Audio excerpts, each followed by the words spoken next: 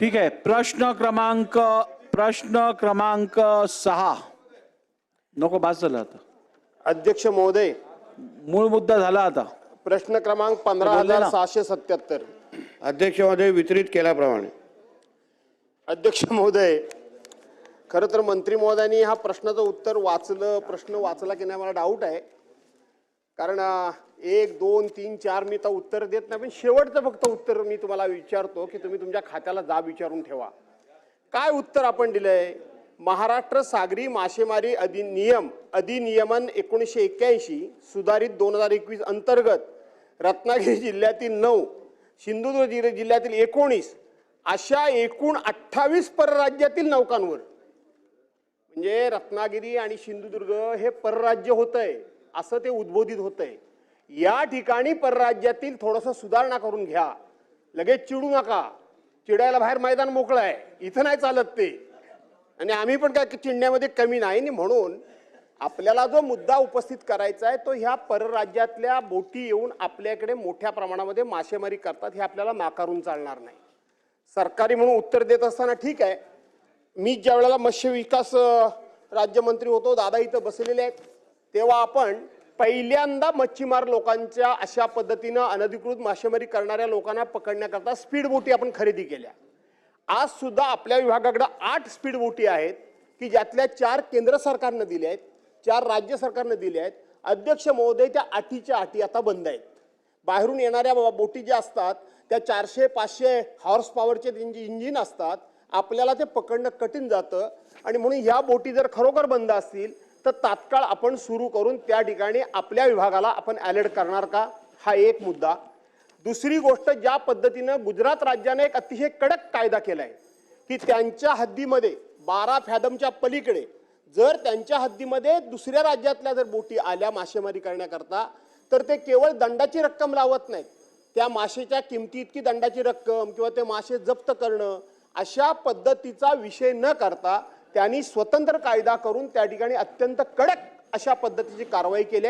आपण त्या कायद्याचा अभ्यास करून मंत्री महोदय तशा प्रकारचा कायदा करणार का, हा दुसरा मुद्दा आहे अध्यक्ष महोदय.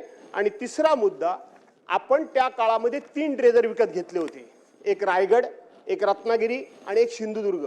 कशा करता तर मासेमारी करणाऱ्या त्या किंवा मासेमारी ज्या एरियात होते त्या ठिकाणी मोठ्या प्रमाणामध्ये सँडबार होतात आणि सँडबार झाल्यामुळं बोटी पास पण करता येत नाही आणि बोटी पार्क पण करता येत नाही, आत खूप अडकून पडतात. आणि म्हणून तेही ड्रेजर बंद झालेत. पुन्हा आपण नव्यानं हे ड्रेजर घेऊन त्या जिल्ह्यामध्ये तो सँडबार दूर करून मच्छीमारांना त्या ठिकाणी मासेमारी करणं आणि बोटी पार्किंग करणं हे आपण सोयीचं कराल का, हे माझे 3 पॉइंटेड प्रश्न. अध्यक्ष महोदय, सन्मान्य भास्कर जाधव साहेबांनी महत्त्वाचे प्रश्न विचारलेले आहेत. आता चिडणं आणि या प्रश्नाचा काय संबंध आहे हे आता पहिलं तर मला माहीतच नाही अध्यक्ष महोदय. हा प्रश्न झाल्यानंतर त्याचं उत्तर समजेल. हा, आणि अध्यक्ष महोदय, हे खातं वर्षानुवर्ष आपल्या महाराष्ट्राच्या विकासाच्या दृष्टिकोनातून चालू आहे. 2014लाच हे खातं जन्माला आलं असं नाही. म्हणजे वडील या खात्याचे मंत्री पहिले होते, मग भास्कर जाधव साहेबांसारखे, म्हणजे हे प्रत्येक मंत्र्यांनी आपल्या आपल्या पद्धतीने अध्यक्ष महोदय या खात्याच्या माध्यमातून मच्छीमारांच्यासाठी न्याय देण्याचा प्रयत्न वर्षानुवर्ष केलेला आहे. सगळं काही 2014च्या अगोदरच आलं असं कृपया चुकीच्या गोष्टी रेकॉर्डवर जाऊ नये म्हणून हा उल्लेख केलेला आहे. एक मुद्दा अध्यक्ष महोदय असा आहे, हो सगळे रेकॉर्ड आता मंत्री असल्यामुळे रेकॉर्ड आहेत अध्यक्ष महोदय, म्हणून ठीक आहे, कारण का परत सगळं मीच केलं हा विषय नको जरा याच्यावर. दुसरा मुद्दा असा आहे अध्यक्ष महोदय, आता काय आहे, काही लोकांना कितीही चांगलं बोललं तरी पण त्यांना तो राग येतोच आणि मग मी राग करतो. आपण चांगल्या बोटींबद्दल मूळ मुद्दा मच्छीमारांबद्दल आहे अध्यक्ष महोदय. मुद्दा असा आहे अध्यक्ष महोदय, जाधव साहेब, आपला हा प्रश्न, बाकी सगळ्या गोष्टी जाऊन दे, आपण कोकणातले आपण सगळे लोकप्रतिनिधी आहोत. राजकारण, निवडणुका हा गोष्टी आणि पक्षीय राजकारण वेगळं, पण आपल्या दृष्टिकोनातून हा प्रश्न खरंच महत्त्वाचा आहे. कारण का परराज्यातून येणारे जे गस्ती नौका असतील किंवा हायस्पीड असतील त्याच्यामुळे आपल्या समुद्रामध्ये असणारं जर खऱ्या अर्थाने जे आपलं बोलतो ना ते आपल्या मच्छीमारांसाठी जे काही उत्पादन आपल्याला मिळतं ते हे घेऊन जाण्याचा मोठ्या प्रमाणामध्ये प्रयत्न मग मालपी, कर्नाटक या सगळ्या बोटी करतात. आपल्यासाठी हा प्रश्न अतिशय महत्त्वाचा असल्यामुळे आहे अध्यक्ष महोदय, कारण का जे काही बाहेरच्या ह्या बोटी येतात, आपल्याकडे असलेल्या ज्या गस्ती नौका आहे जाधव साहेब, ते आत्ता लाकडी आहेत आणि लाकडी असल्यामुळे समोरच्या ज्या काही मोठ्या परराज्यातल्या जे काही मच्छीमार बोटी येतात त्या स्टीलच्याही असतात, त्याच्यामध्ये जाधव साहेब वेपनही असतात. आपल्यालाही माहिती आहे रत्नागिरी या भागामध्ये आपले जेव्हा अधिकारी त्यांना पकडायला जातात तेव्हा त्यांच्यावर हल्लेही झालेले आहेत. म्हणून आम्ही तरी ह्या 12 महिन्याच्या ह्या कारकिर्दीमध्ये जाधव साहेब आम्ही प्रयत्न असाच केलेला आहे की जास्त जास्त कारवाई ह्या गोष्टीवर कसा करता येईल. म्हणून जेव्हा मी पहिला मंत्री झालो जाधव साहेब, मी विचारलं तेव्हा ह्या ज्या लाकडी बोटी आहेत ह्याच्याने तुम्हाला पकडणं शक्य आहे का? शक्यच नाही. म्हणून आणि खरं म्हटलं तर पूर्ण आपल्या किनारपट्टीवर जे 877 किलोमीटर झालेले आहेत, फक्त 5 गस्ती नौका ह्या काहीच कामाच्या नाही आहेत. म्हणून 15 स्टीलच्या गस्ती नौकाची ऑर्डर आम्ही लोकांनी जाधवजी दिलेले आहेत. या महिन्यात पहिल्या 5 आपल्याला उपलब्ध होणार आहेत. त्याचबरोबर काही महिन्या अगोदर 9 मला वाटतं जानेवारीच्या जवळपास आम्ही ड्रोनची सुरक्षा पण सुरू केलेली आहे.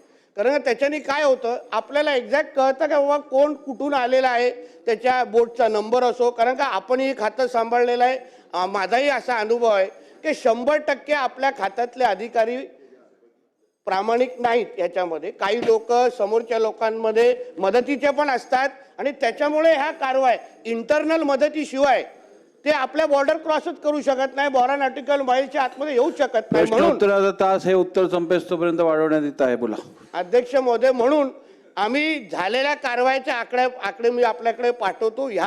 आमच्या ह्या 12 महिन्याच्या कारकिर्दीमध्ये गेल्या 2024 ते 25च्या वर्षी 9,500, पण आपल्या ह्या 12 महिन्याच्या कारकिर्दीमध्ये 1876 कारवाया यावर आम्ही फार बारकाईने केलेल्या, आम्ही फार गांभीर्याने घेतलेल्या आहेत अध्यक्ष महोदय. म्हणून मी आपल्याला विश्वास देतो येणाऱ्या कालावधीमध्ये चांगल्यातल्या चांगल्या आधुनिक गस्ती नौका असतील, ड्रोनची सुरक्षा असेल, AI चा वापर असेल किंवा कुठलंही आधुनिक तंत्रज्ञान आपल्याकडून पण मी काय माहिती घेईन, कुठलंही आधुनिक टेक्नॉलॉजी या बाबतीमध्ये अगर उपलब्ध असेल तर मग ह्या परराज्यातल्या बोटी आपल्याकडे येणं कसं थांबवता येईल.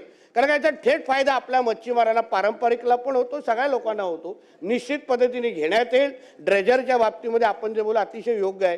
त्या ड्रेजर जे सिंधुदुर्ग रत्नागिरीच्या त्या बाबतीमध्ये मी ते आपण आपल्या कारकिर्दीमध्ये आणि रायगड त्यावेळी जे घेतलेले ड्रेजर त्याला आता आम्ही थोडं मेंटेनन्सचं काम करून घेतोय.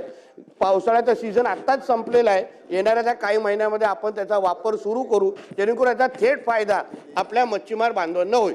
धन्यवाद. ठीक आहे. एकच मंत्री महोदय, प्रश्नोत्तर तास संपलेला आहे, परंतु एकच ह्याच्यात आपल्याला सजेशन असं आहे की या गस्ती नौका ज्या आहेत आणि त्यावरती काम करणारे कर्मचारी जे आहेत त्या कर्मचाऱ्यांमध्ये किनारपट्टीवरती राहणाऱ्या स्थानिक मच्छीमार समाजातील जर युवकांना संधी दिलीत तर त्यांना किनारपट्टीची जास्त माहिती आहे आणि गस्ती नौकांवरती काम करून ते अधिक प्रभावशाली काम करू शकतील. त्यामुळे किनारपट्टीवरच्या मच्छीमार व्यवसायाशी निगडीत असणाऱ्या तरुणांना या गस्ती नौकांवरती काम करायची संधी द्यावी. धन्यवाद. चला नेक्स्ट. लेईंग. तारांकित प्रश्नाबाबतची अधिक माहिती सभागृहाच्या पटलावर ठेवणे. माननीय कृषी मंत्री.